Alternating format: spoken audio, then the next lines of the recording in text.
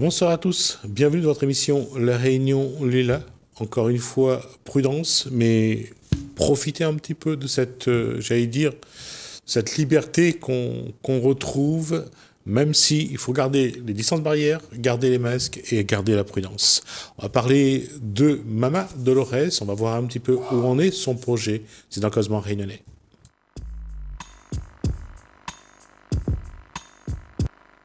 Mama Dolores, bonsoir. Bonsoir. Alors, comment il est? Ça va? Ça va? Oui.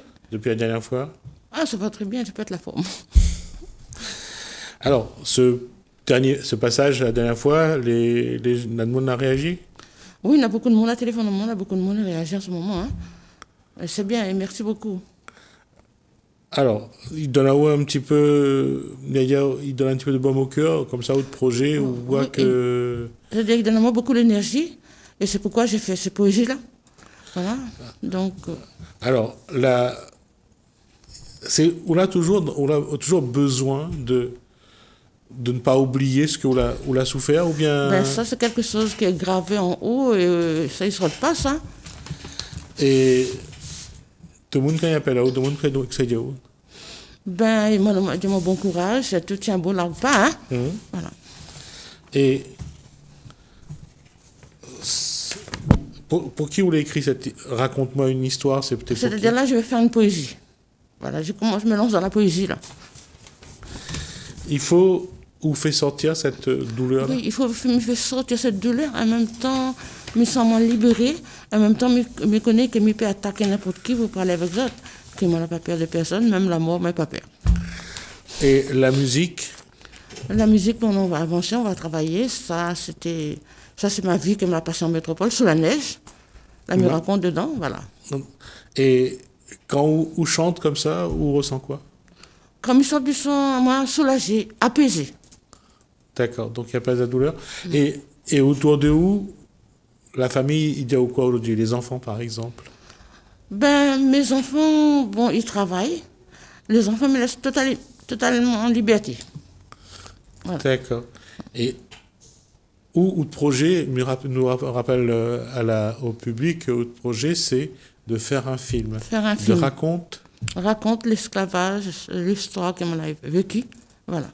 Pour moi, c'est un esclavage, hein, au temps moderne. Et aujourd'hui, quand on dit les gens ils appellent à où, ils causent avec vous, bien sûr, ils disent comme ça, ils soutiennent où. Est-ce que ils veulent que vous racontez un petit peu, c'est-à-dire, ou racontent aux autres ou d'histoire? Oui, mais ils racontent tout mon histoire. Nous voient nous ensemble. De temps en temps, quand le téléphone donne un rendez-vous, nous voient nous, ils parlent, me racontent mon histoire. Voilà. Et quand vous entendez tout ce que vous avez vécu, tout ce que vous avez passé, quand vous dites où? On a un peu des larmes aux yeux. On a un peu pleuré. Déjà, c'est la poésie m'a fait là, mais on a pleuré. Hein. Voilà. Raconte-moi une histoire. Alors, je vais vous lire ce qu'a écrit Mama Dolores. Raconte-moi une histoire. Toi, tu as volé mon innocence. Tu as brisé mon âme, mon cœur d'enfant.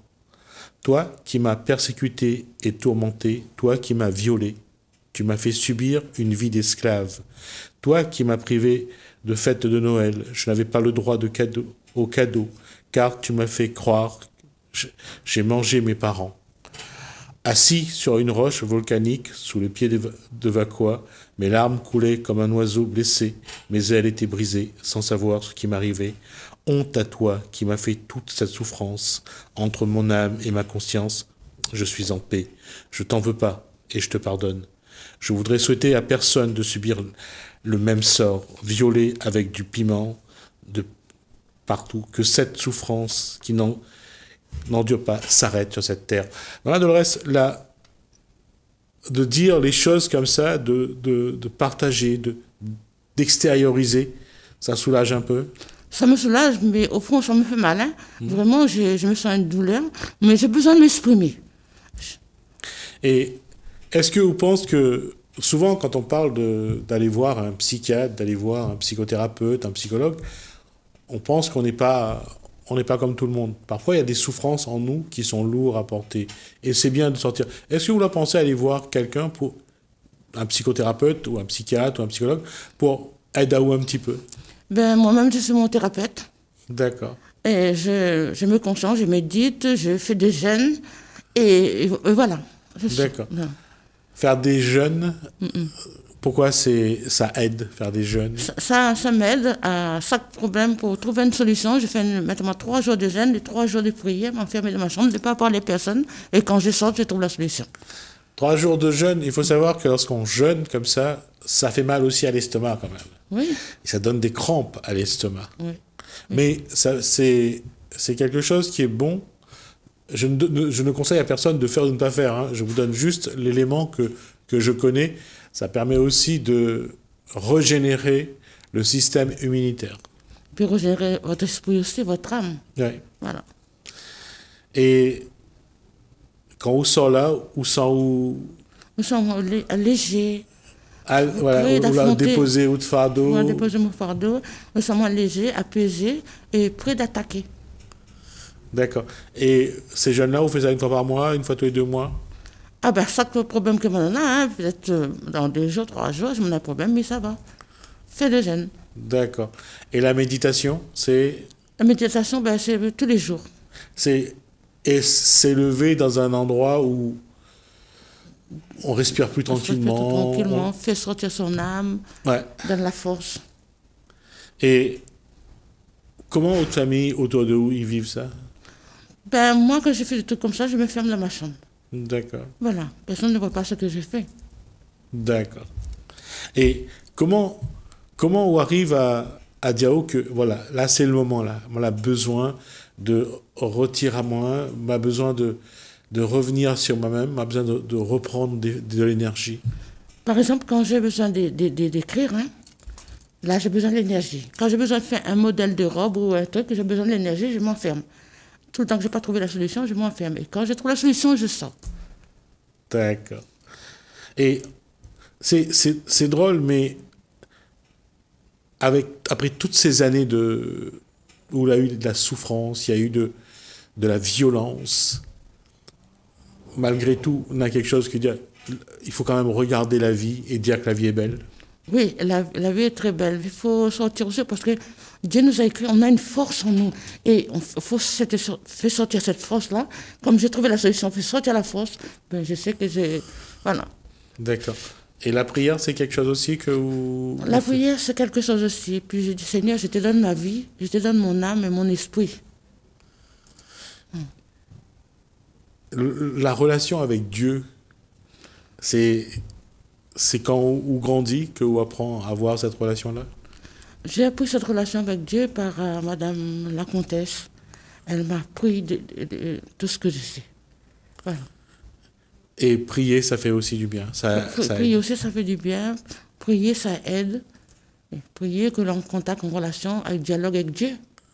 D'accord? Il ne faut pas seulement aller à la messe tous les jours, aller prier, aller faire l'hypocrite. Non. Vous priez, Dieu est avec vous. D'accord. Il faut aller à la messe seulement. Hein?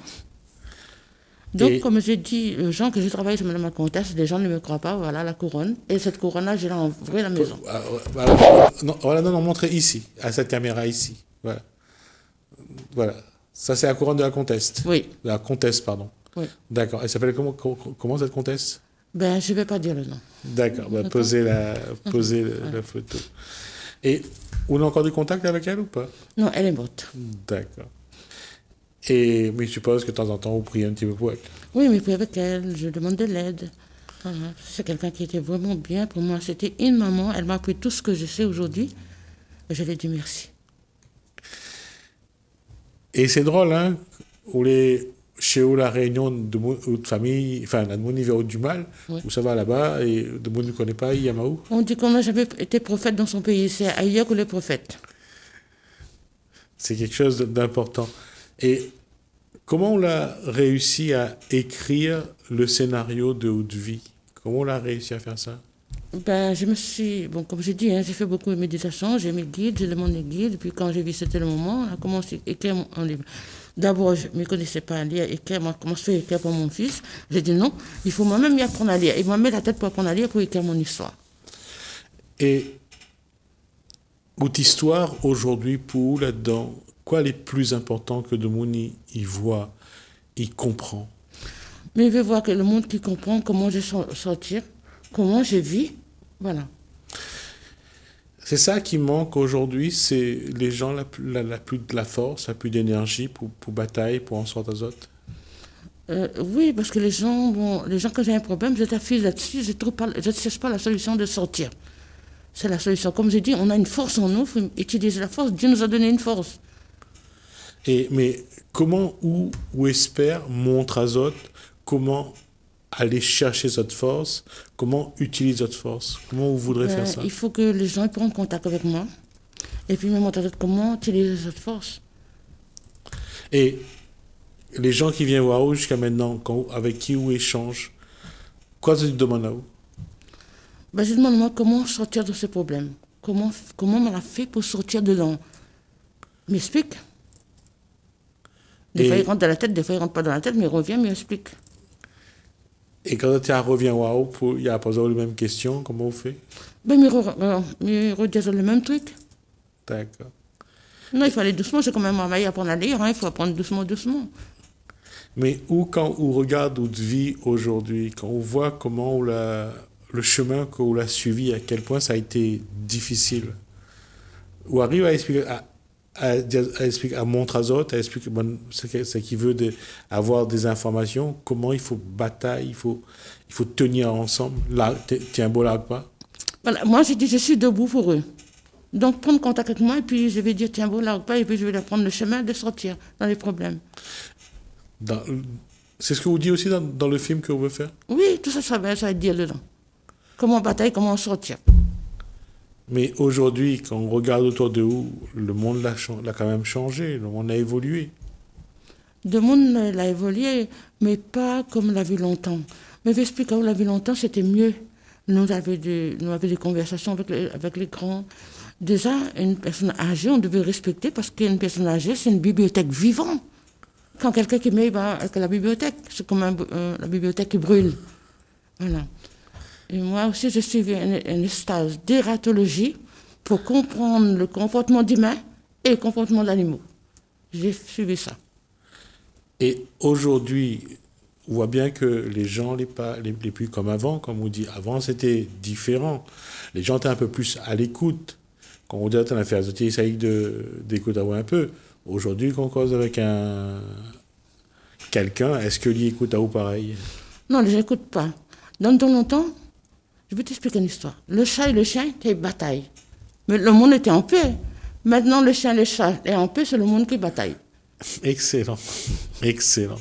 Effectivement, c'est vrai. Aujourd'hui, dans une même case, on voit que le chien il dort côté le chat. Oui. Ils mangent ensemble. Ils mangent ensemble, mais le monde prend le relais. Le monde ne prend le relais, le monde est éloigné. Avant qu'il y avait un décès de la famille, tout le monde était là. Maintenant, on n'a plus. Non, chacun de ce côté. Si on fait un mariage, on invite les gens. Il y en a qui disent oui, mais après, il n'y a plus personne qui vient.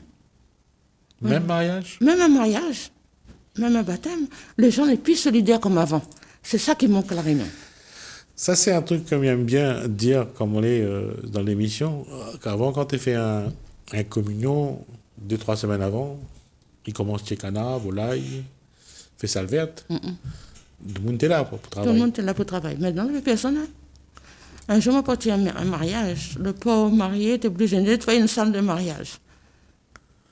Ah bon? Tout le monde a mis à manger, tout le pays est parti. La mariée est obligée de passer balayer avec le marié pour nettoyer la case. Ou ça, on va à la ville. D'accord? Mais ceci étant, il faut quand même que nous bataillions pour essayer de changer les choses. Oui, il faut une bataille. Il faut batailler parce que maintenant, les vieilles personnes, depuis là, pour apprendre les gens. Non, les personnes âgées, toujours là. Sauf que maintenant, vous allez dans des maisons de repos, vous allez dans les EHPAD, vous n'êtes plus dans la famille. Avant, la famille était autour. Comme là, une personne âgée, elle est encore dans la famille, les plus aussi... C'était plus comme avant. Avant, tout le monde grand monde était de là. Aujourd'hui, on a un bon peu, ça va en maison de repos. Moi, je vais vous expliquer quelque chose. Hein. Avant, tout le monde aidait les gens. On était vraiment solidaires. Il y a un décès, il n'y a pas d'argent, là tu amènes quelque chose pour faire maintenant, là. Oui, tout seul. Hein. Oui, on est tout seul. Voilà. Et c'est tout seul qu'il faut vivre maintenant. Oui, c'est ça la difficulté. Ouais, Avant, quand vous avez quelqu'un ou de case, quand vous est un peu âgé, la jambe, il porte plus trop. Il dit, maman, il trappe ça pour donner ou ça. Je leur dis, ben, il faut appuyer sur tout le bâton, ou là, ou s'attraper, et puis on revient. Avant, on avait le respect. Quand on était dans un bus, il y avait des personnes âgées, nous levaient, nous donnaient la place pour assise. Et une femme enceinte, tu rentres dans le bus, ben, tout le monde t'élève, donne la place. Maintenant, si vous êtes enceinte, ou les pas enceintes, ou reste debout, les enfants y assisent. Ouais. Et les vieilles personnes, pareil. Et puis parce que aussi, c'est quelque chose qu'il faut remarquer, c'est que tout le monde a son smartphone dans la main, et tout le monde les yeux les braqués sur cet écran. Donc, tout ce qu'on a à côté, là, tout le monde n'est pas là avec sa dot. Oui, c'est vrai. Et par exemple, avant, quand tu envoies un marmaille à la boutique pour être un morceau de savon, une bouteille de l'huile, ben, tu as un petit marmaille pour faire ça. Oui. Ben, aujourd'hui, Aujourd'hui, on prend au sac où ça va. on compte nous-mêmes. ça fait nous-mêmes. Et où on a, justement, on pense qu'aujourd'hui, quand on va dire il faut que nous, de nouveau, nous les ensemble, nous essayons d'être solidaires, la main, il lave l'autre, que nous avons besoin de l'un l'autre. Vous pensez que le monde va écouter à vous? Ben, il faut beaucoup de travail. Comme on dit, c'est un travail de longue haleine. Il faut expliquer les jeunes qui lèvent, là. C'est les jeunes qui nous doivent adresser. Mais bonnes jeunes, ils lèvent là où sans que vous avez envie de... Il y en a. Il y en a? Il faut trouver, il faut chercher. D'accord. Mais et si bonne jeune, il veut échanger avec vous, il appelle à vous? Oui, mais il est là, m'a dit, ma porte est ouverte pour tout le monde. D'accord. Alors, nous revenons sur votre film. Aujourd'hui, quoi ou a besoin? Ben là, je vais voir, là, je suis en train de chercher un scénariste. Et quand j'aurai le scénariste, là, je vais vous dire. D'accord. Donc, il faut avoir un scénariste. Un scénariste. D'accord. Et un producteur aussi, un bon producteur. Parce qu'il ne veut pas aller dans le mur, parce qu'il me veut ça, c'est un truc pour l'humanité, qui voit la souffrance et comment sortir dedans. Mais où aujourd'hui, cette souffrance-là, on n'a pas peur que le mauvais côté, c'est-à-dire que dans certains, il veut refaire la même chose, il veut reproduire la même souffrance, la même violence? Non, mais moi, j'ai dit non. La violence, comme je dis dans la poésie, là, on l'a vu, je ne souhaiterais jamais personne à avoir ce que j'ai passé. Ouais. Voilà. Non, la violence, il faut y arrêter. Et quand on dit on veut que la violence y arrête, aujourd'hui, autour de vous, je pense que vous voyez d'autres personnes, on a aussi d'autres souffrances, Oui. d'autres violences et d'autres souffrances. Tout le monde souffre sur la terre. Chacun il souffre à sa manière. Même un roi, il souffre. Même un président, il souffre. Chacun a sa souffrance. Mais quand on dit aux gens qui n'ont pas la souffrance, ils viennent voir où, ils viennent raconter à où d'autres souffrances, quoi des autres? Ben, mieux expliquer aux autres par où on l'a passé et comment on l'a sorti. Il faut persévérer, il faut sortir là-dedans, il ne faut pas rester dans la souffrance, il faut parler. Parce que si vous ne parlez pas, vous êtes comme un boulet qui traîne au derrière. Et puis il faut le pardon. Parce que si vous ne pardonnez pas, on n'a rien ne fait. Mais c'est ça le plus difficile, c'est de pardonner. Avec l'amour de Dieu, on arrive à pardonner. Avec l'amour de Dieu, on arrive à pardonner. Maman Dolores, si on n'arrive pas à avoir l'amour de Dieu, si on a tellement de colère en haut, on a tellement de souffrance, c'est pas facile. Moi, je vais t'expliquer quelque chose. Un jour, j'étais en colère, mais fâche avec Dieu même. Je montais sur le toit de la maison en haut, je voulais chercher Dieu pour bataille. Je lui ai dit toutes les mauvaises pensées qui passaient dans mon cœur. Et il m'a tourmenté. Et depuis ce jour-là, la haine que j'avais est changée en amour. Maintenant, aujourd'hui, j'ai l'amour pour l'humanité, l'amour divin. Il n'est pas donné à tout le monde. Ah oui, ça, c'est pas donné à tout le monde de monter sur le toit de sa maison et de provoquer Dieu en duel pour bataille. Oui, oui, j'ai fait ça. Ah, c'est fort quand même. Hein? Ah oui. Et ça dégage. Hein? Oui, ça m'a dégagé. Je lui ai balancé tout. Vraiment, mes larmes coulaient sur moi. Mais je lui ai dit. Et il m'a changé ma vie. Jésus, il m'a sauvé. Jésus m'a béni. Gloire à Dieu. Et c'est important de croire, d'avoir la foi. Ça aide aussi. La foi, ça aide. C'est la foi qui soulève les montagnes. D'accord. Il faut avoir la foi. Et le prochaine étape, pour vous, ça va être quoi? Moi, je ne sais jamais qu'est-ce que je vais faire. Moi, je me lève tout d'un coup le matin, je vais faire ça. D'accord. Tu vois? Et les gens, ils peuvent continuer à appeler à vous? Les gens, ils peuvent appeler à moi. Moi, les libre, disponible pour eux autres. Voilà. Ils peuvent continuer à aider à vous aussi, d'ailleurs. Voilà, ils peuvent continuer à moi aussi. D'accord. Et moi, c'est tout moral. Parce qu'à un moment donné, même que faute que vous voulez, mais on a là une faiblesse. D'accord. Alors, on va rappeler quand même que Mama Dolores continue donc à préparer son projet. Donc, elle cherche un scénariste, un producteur pour un scénariste, bien sûr, c'est pour écrire le scénario de son film. Elle a déjà écrit son histoire, donc il faudra maintenant scénariser. Et après, il faudra quelqu'un qui produit le film. Donc, pour ceux qui sont intéressés, donc c'est à vous de joindre Mama Dolores. Un Facebook. Moi, on a un mail, Mama Dolores. 974, non pas au base, j'ai pas dans ma tête. On essaiera on va le redire après. Voilà. D'accord. Bon. Donc voilà, l'occasion de joindre Mama Dolores pour l'accompagner sur son projet. Merci Mama Dolores pour toutes ces informations-là. On revient quand on l'a besoin. D'accord, merci beaucoup et puis merci aussi M. Thierry Araï et merci à vous. Comment on appelle ça? Gismi. Gismi, merci beaucoup. Tu es un amour, tu es quelqu'un de bien, tu as un bon cœur, je te vois. C'est gentil, merci. Et merci aussi toute l'équipe aussi, hein. Voilà, merci. Merci Mama Dolores, merci à vous de nous avoir suivis, merci Hélène, merci François, je vous dis à bientôt.